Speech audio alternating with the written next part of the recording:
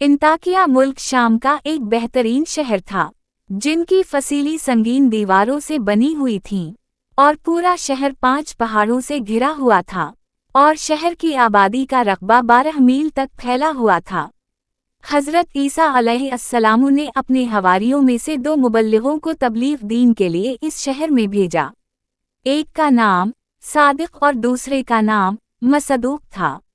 जब ये दोनों शहर में पहुंचे तो एक बूढ़े चरवाहे से उन दोनों की मुलाकात हुई, जिसका नाम हबीब निजार था।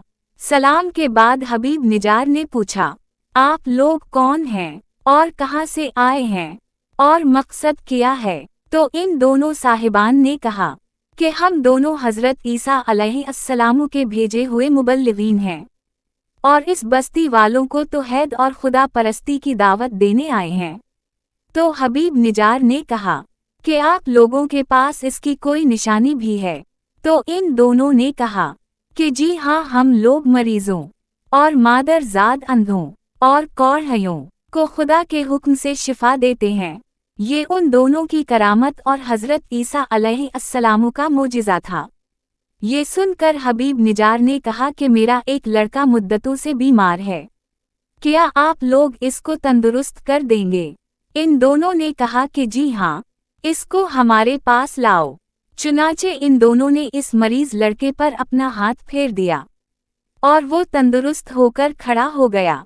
ये खबर बिजली की तरह सारे शहर में फैल गई, और बहुत से मरीज जुमा हो गए, और सब शिफायाब भी हो गए। इस शहर का बादशाह इंतिखा नामी एक बुत परस्त था। वो उन दोनों की ज़बान से तौहीद की दावत सुनकर मारे गुस्सा के आपे से बाहर हो गया, और उसने दोनों मुबल्लिगों को गिरफ्तार करके 100 दर्रे लगाकर जेल खाना में कैद कर दिया। इसके बाद हज़रत ईसा अलैहिस्सलाम ने अपने हवारियों के सरदार हज़रत शमून को इंताकिया भेजा। आप किसी तरह बादशाह के दरबार में पहुंच गए, और बादशाह से कहा कि आपने हमारे 2 आदमियों को कोड़े लगाकर जेल खाना में कैद कर दिया, कम से कम आप उन दोनों की पूरी बात तो सुन लेते। बादशाह ने उन दोनों को जेल खाना से बलवा कर गुफ्तगू शुरू की।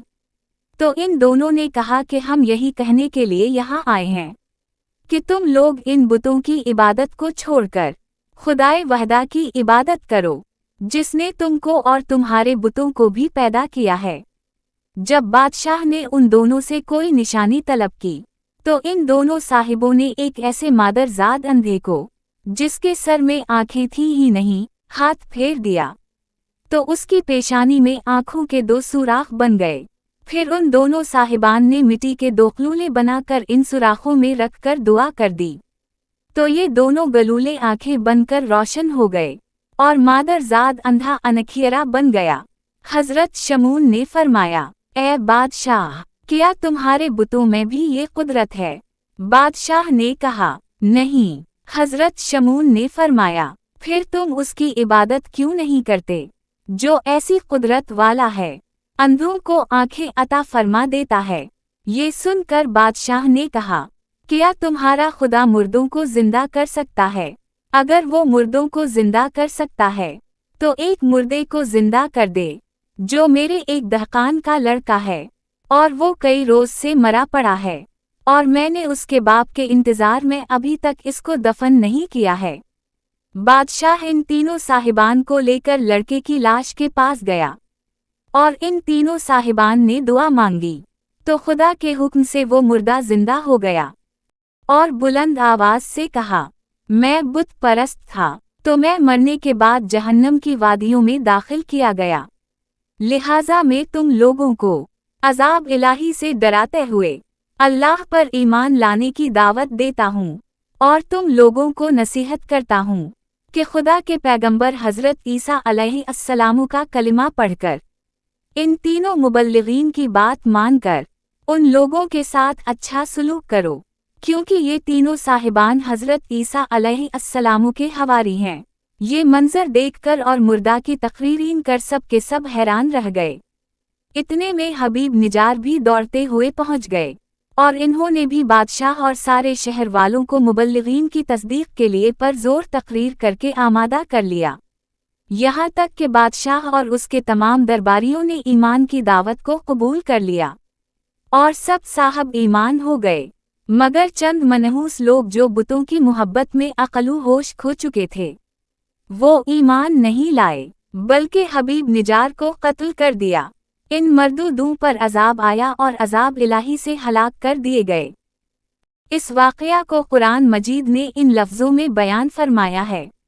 तर्जुमा और उनसे मिसाल बयान करो इस शहर वालों की, जब उनके पास रसूल आए, जब हमने उनकी तरफ 2 भेजे, फिर इन्होंने उनको झटलाया, तो हमने तीसरे से जोर दिया।